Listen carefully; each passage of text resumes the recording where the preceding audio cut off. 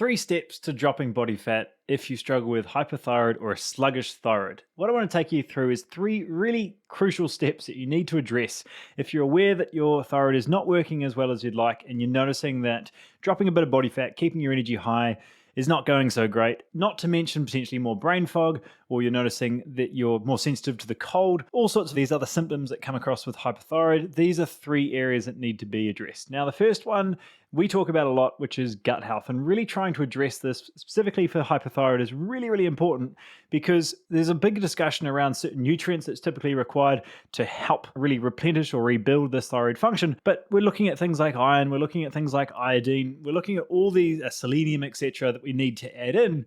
But if we can't actually absorb those nutrients, then they really go to waste. So where the gut comes in here is it's all about what you absorb, not just what you eat or what you take as a supplement. And when you look at gut health and really trying to address some of these more inflammatory spaces that might be really impacting your ability to absorb the good stuff and really keep out the bad stuff, and this more seeping through the gut wall that tends to happen if there's a lot of damage to the gut or what we call leaky gut. So by addressing the foods that might be causing you to feel a little bit more bloated or inflamed or gassy or tired, and really starting there, sometimes with things like dairy or gluten, or more just really addressing things like alcohol or deep fried foods and a lot of these extra vegetable oils that tend to come through and really damage our gut, is a really, really cool place to start, and somewhere that we look at a lot with our clients to really improve that absorption of the nutrients our body needs. And in some cases, we've seen clients that have taken these supplements for years, but because they can't really truly absorb or convert them properly, they've really gone to waste. So really looking at the gut first, if you're struggling with hypothyroid, is a beautiful place to start. This is also really important from the conversion of our T4 into our active form T3,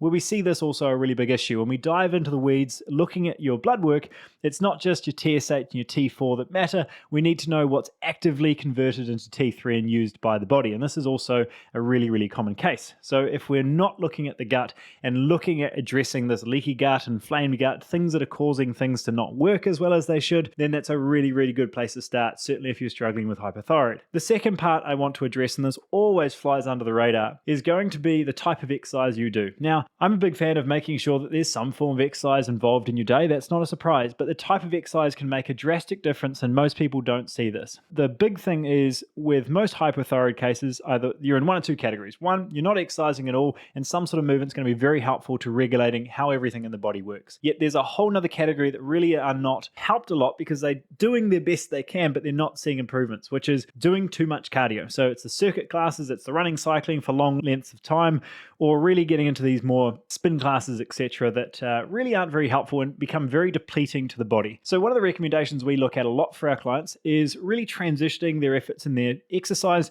towards a little bit more weight training, a little bit more contraction focus. There's 2 reasons that this is really helpful. One, when we do this types of weight training, it's very regenerative to the body and is very helpful for this conversion again from T4 to T3, and it's just the hormone works better overall. But 2 is the ability to make sure it's more of an acute contraction of tissue as opposed to a systemic stress to the body. And if we can stress the body out less, really through that healing of our thyroid function, it's really, really important. So again, if you enjoy running, cycling, etc., it's not that you never have to do that or you never do those again. It's more in the short term. If you really want to heal how that hormone works or how your thyroid works, then we need to be able to go through a phase of really replenishing how things work. And from a fat loss standpoint or general body composition, doing that weight training is going to be more effective. We see it time and time again. Knowing that it also has that impact on thyroid is very much a double win for us. And the last one, which always comes through, but really is addressed, I feel, in the wrong way, is going to be stress or central nervous system. And this is where we work with a lot of busy professionals, business owners that struggle with thyroid conditions, and being able to address how they structure their day and how they fit them back in it is a really big part of that. Because stress is something that keeps us alive. Stress is something that actually allows us to feel like we're driving towards things we enjoy. If you don't have enough stress, you tend to be understimulated, you tend to be bored without sort of direction in your day or your life. Or if you're overstressed, then of course that has many issues that we also know about. So I really like to bring this up because stress is not a level, it's a threshold. And if you're struggling with hypothyroid, this threshold can feel lower. So being able to do things to improve function of thyroid, like going for a light walk without technology, being able to get into a sauna, go for a yoga class, etc., are going to be really, really helpful. But doing more of the combative stuff to your day, like time blocking those deep work blocks to really get the work done, to really anchor you back in your day and have those key objectives for the week or day, becomes a really nice way to keep your focus in the right space. Not to mention an amazing productivity tool to get more done in your day and really feel like you're tackling your to-do list. But it has a huge impact both physically and cognitively to your body. And if we're trying to reduce that overall systemic stress, this also makes a drastic difference to that healing and processing of thyroid hormone. So being able to improve that overall structure of our day is a really important holistic way of looking at health, not just through the foods we eat and the type of exercise we do, but ultimately how we conduct our day and what our relationship with stress looks like. Because there's really two camps here. Either one, you're ignoring how much stress is impacting your body and your thyroid, or you're in a spot where you're constantly trying to reduce stress to the expense of actually causing more stress because we can't get rid of all of it. So finding a sweet spot in the middle where you're really tackling your day, you feel like you're winning most of the battles and really putting you back in there can be a really big mindset shift and a really nice place to have a coach in your corner too. So, hey, these are the first 3 steps that we look at for thyroid in more of a complete look, naturally to get your body back on your side. And if you want to learn more about what this looks like through a thyroid reset, or if you struggle with these classic hypo or hyperthyroid conditions,